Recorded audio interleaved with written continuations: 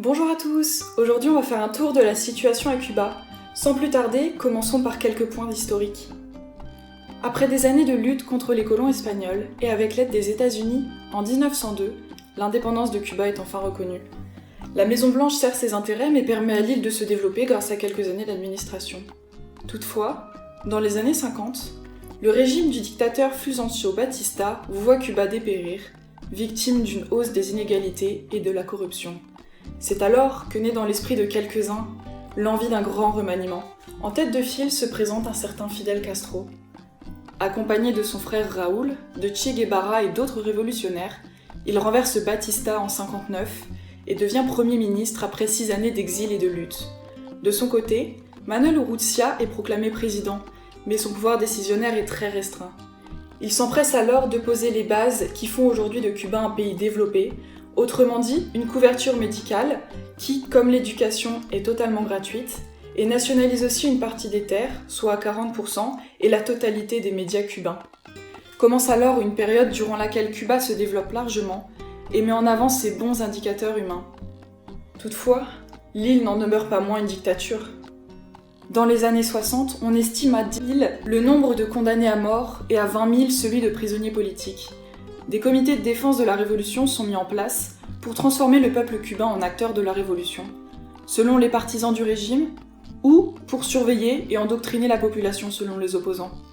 Après 6 années au pouvoir, les révolutionnaires s'affirment sous la bannière du Parti communiste cubain.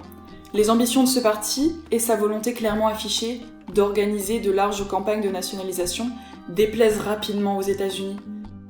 Revenons justement sur ce lien particulier entretenu par Cuba avec les États-Unis. Comment expliquer l'ambiguïté de cette relation cubano-états-unienne ? Dès l'indépendance de Cuba en 1902, les États-Unis sont là pour administrer le pays et soutenir le développement économique cubain. C'est d'ailleurs en partie grâce à cette relation que l'île devient un des pays d'Amérique latine les plus prospères. Mais l'arrivée au pouvoir de Castro casse cette dynamique et éloigne quasi définitivement les États-Unis de toute décision politique. Les pays sont désormais antagonistes et dès février 1960, Cuba se tourne vers l'URSS en signant un ambitieux accord économique. Les soviétiques approvisionnent par la suite l'île en pétrole et pénètrent par la même occasion l'Amérique latine, précaré états-unien par excellence. S'ensuivent alors des tensions géopolitiques profondes liées à la guerre froide.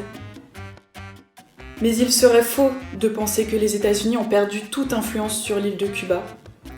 Ils y conservent des bases navales et y investissent largement. Ils en sont les premiers partenaires commerciaux. De ce fait, l'économie de l'île reste très dépendante de son puissant voisin. 63% des Cubains vivent des remises qui viennent pour beaucoup des États-Unis. Après presque un demi-siècle de froid diplomatique, les États-Unis tentent d'initier un rapprochement. Obama décide, avec l'aide du Vatican, de tendre la main à Cuba, voire d'effectuer une relative marche arrière en ce qui concerne l'embargo. En 2014, le rapprochement est réel puisque les deux pays réouvrent leurs ambassades respectives. I've instructed Secretary Kerry to immediately begin discussions with Cuba to re-establish diplomatic relations that have been severed since January of 1961. Going forward, the United States will re-establish an embassy in Havana, and high-ranking officials will visit Cuba. After all, these 50 years have shown that isolation has not worked. It's time for a new approach. Mais le séisme Trump coupe court à tous les efforts de son prédécesseur, puisqu'il décide d'annuler l'accord de 2014-2015. Malgré cela, les deux pays réussissent à maintenir un lien, notamment diplomatique. Celui-ci semble plutôt important à entretenir. Cuba suscite en effet un intérêt particulier, car l'île jouit de nombreux avantages. Une relative bonne santé économique, un développement humain certain et une situation politique en voie d'amélioration. Cuba a montré qu'elle était capable de former des médecins qualifiés, à tel point qu'elle fournit le monde entier. En 2016, on estimait à 50 000 le nombre de médecins cubains présents dans une 60aine de pays. Les 11 milliards d'euros générés par ce secteur sont investis dans l'éducation et le système de couverture médicale. Les médecins bénéficient malheureusement trop peu de ces rentrées d'argent. Ainsi, ces éléments clés du soft power cubain n'obtiennent pas vraiment une reconnaissance à la hauteur de leur travail. Au-delà de cela, en ce qui concerne les droits de l'homme, de nombreuses associations comme Amnesty International ou Human Rights Watch dénoncent la répression exercée par le régime castriste. D'ailleurs, selon Amnesty International, au moins 70 personnes condamnées pour outrage ou dangerosité sont en fait des prisonniers d'opinion. Ce à quoi le chef d'État cubain répond qu'on ne lui a jamais remis cette liste de prisonniers d'opinion. Alors une chose est sûre, la transparence judiciaire est une problématique encore très actuelle pour l'île latino-américaine. En mars 2010, le Parlement européen a voté à 90% une résolution demandant à Cuba la libération de ses prisonniers. La récente élection de Joe Biden offre un nouvel horizon à la relation cubano-états-unienne.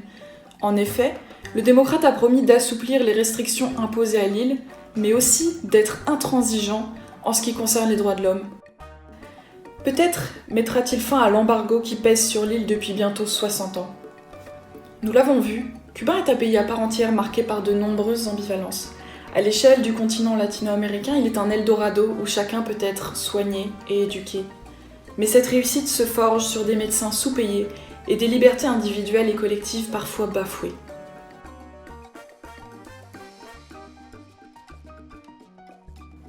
Merci de nous suivre chaque vendredi.